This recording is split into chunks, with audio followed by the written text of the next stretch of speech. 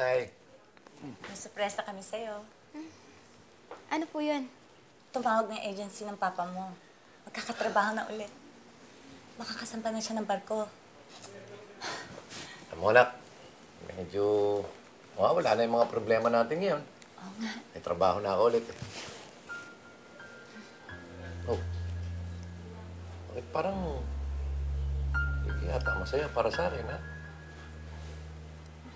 Masaya po ako.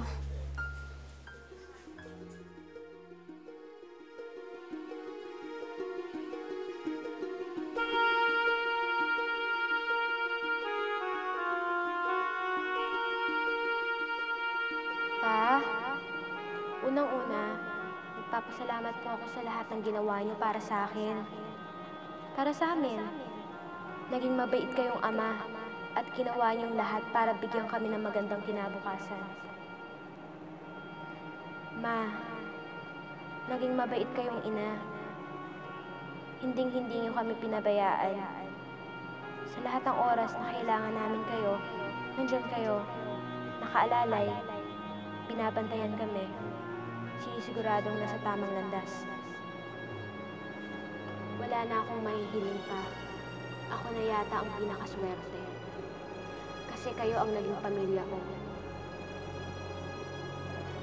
Papa, alam ko dapat maging masaya ako kasi meron na uli kayong trabaho. Pero hindi ko po makuhang ngumiti. Kasi alam ko po, kapalit ng pera na kinikita nyo sa pagsampa sa barko. Kapalit ng mga gamit na ipinapadala nyo sa amin. Kapalit ng mga perang kakailanganin namin para sa araw-araw namin, ay mga panahong hindi ko na naman kayo makakasama. Gusto ko po sana kayong pigilan, tulad ng ginagawa ko nung bata pa ako. Pero alam ko hindi po pwede. Kaya pinapangako ko na lang po, isang araw ay hindi na tayo kailangang magkahiwalay pang muli. Magkakasama-sama na tayo at hindi na tayo muling magkakalayo. Ang iyong anak, Charmaine.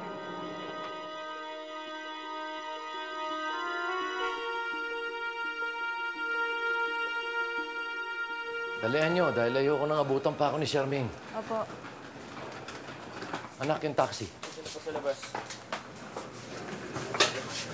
Ano pong ibig sabihin nito?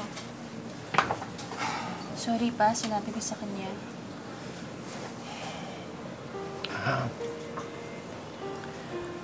Ayoko na sanang sabihin sa'yo, anak. May biyahe ko ngayon ang alis ko eh. Kamamatay lang ng lola mo, alam kong nagluluksa ka pa. Ayoko nang masaktan ka eh. Pero hindi niyo ba naisip na masasaktan din ako pag umalis kayo? Anak, wala naman akong magagawa. Kailangan ko umalis eh. Wala naman akong pagpipilian eh.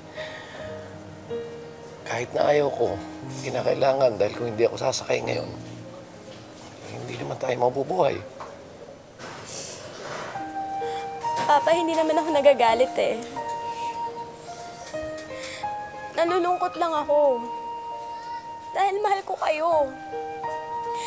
At gusto ko mabuo tayong muli. Anak, yan din ang tangi kong pangarap. Maniwala ka sa akin. Sino bang ama ang gustong nalalayo siya sa kanyang mga anak, sa kanyang pamilya?